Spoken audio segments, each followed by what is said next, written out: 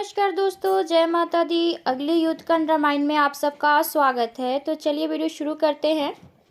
रावण अपने क्रोध पर संयम रखने की बहुत अधिक कोशिश कर रहा था, परंतु तब भी सुख और सारन के लटके हुए सिरों को देखकर रावण ने उन्हें बहुत डांटा फटकारा।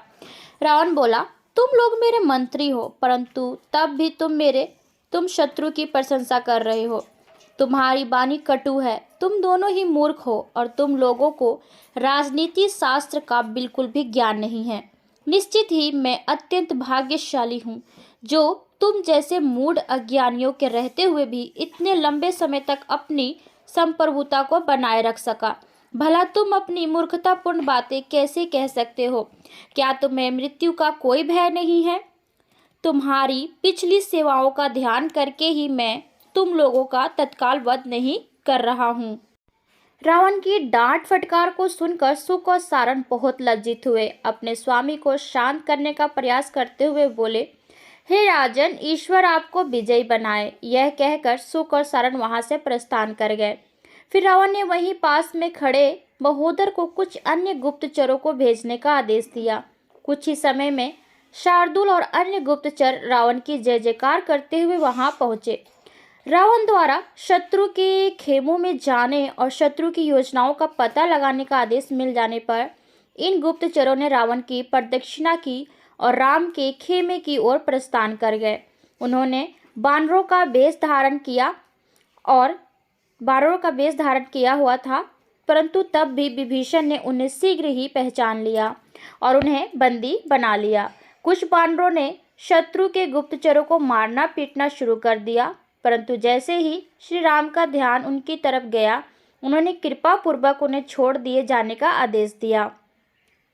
आश्चर्य से चकित होकर लंका लौट आने पर शार्दुल और उनके अनुयायी रावण के पास गए और उसे सूचित करके बोले, वानर सेना ने सुवेल पर्वत के पास डेरा डाल रखा है, परंतु इसकी जासूसी करना संभव नहीं है। हमारे वहां पहुंचते ही विभीषण ने हमें पहचान लिया। श्री राम की कृपा से ही हम यहाँ जीवित लौट पाए हैं। हे राजन, ऐसा जान पड़ता है कि राम न केवल समस्त राक्षसों का संहार करने में समर्थ है, बल्कि वह संपूर्ण ब्रह्मांड को नष्ट करने में भी समर्थ है।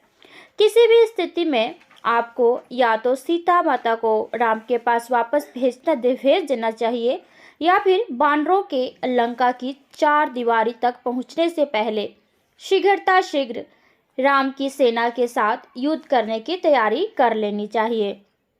रावण ने कुछ क्षण शार्दुल की कही बात पर विचार किया और फिर बोला, मैं किसी भी स्थिति में कभी भी सीता को वापस नहीं करूंगा। फिर अपने कक्ष में वापस लौट आने के बाद रावण ने विदुजीवा को बुलाया। विदुजीवा छल कपट के कर्तव्य करने में माहिर था। रावण उससे बोला, मैं चाहता हूँ कि तुम राम का एक छद्म सिर तैयार करो और साथ ही उनके पराक्रमी धनुष और एक बाण की सचमुच जैसी नकल तैयार करो। मैं अशोक वाटिका में सीता से भेंट करने जा रहा हूँ और तुम भी वहीं आसपास में छुपे रहना। जब मैं तुम्हें बुलाऊं तो तुम अपनी ये जादुई चीजें लेकर मेरे पास आना। सीता से भेंट करने की उत्सुकता से भरकर रावण अशोक वाटिका को चला गया। राजा जनक की दुखी पुत्री के पास पहुंचकर रावण ने घोषणा की, मेरे सेना प्रमुख ने राम का वध कर दिया है, इसलिए अब तुम्हें अपनी हठ धर्मिता का त्याग करके मेरी प्रिय रानी बन जाना चाहिए। मैं तुम्हें बताता हूँ कि यह सब कैसे हुआ। राम ने जब समुद्र को पार किया तब तक रात हो चुकी थी।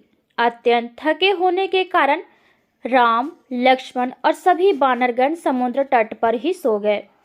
रात के अंधेरे में पराक्रमी राक्षस योद्धा वहां गए और उन्होंने वानरों का वध करना आरंभ कर दिया। प्रहस्त ने गहरी नींद में सो रहे राम का सिर काट दिया। लक्ष्मण, हनुमान व अन्य ढेरों वानर प्रमुख ही मारे गए, जबकि अन्य वानर किसी तरह वहां से जान बचाकर भाग गए। हे सुंदरी, तुम्हें अपनी बात की सत्यता का प्रमाण देने मात्र के लिए मैंने राम का कटा हुआ सिर मंगवाया है। रावण ने वहां की पहरेदारी करने वाली एक राक्षसी को विदुजीवा को बुलावा भेजा। एक ही क्षण में यह मायावी जादूगर राम का नकली सिर व एक धनुष और एक बाण लेकर वहां पहुंच गया। रावण बोला, देखो, अपने पति के रक्त रंजित सिर को देखो। विदुजीवा की ओर देखकर रावण बोला, राम का कटा हुआ सिर सीता को दो, उसे अपने मृत पति के अंतिम अवशेष को देख लेने दो। तो मिलते हैं अगली वीडियो में, तब तक के इजाजत दीजिए। धन्यवाद।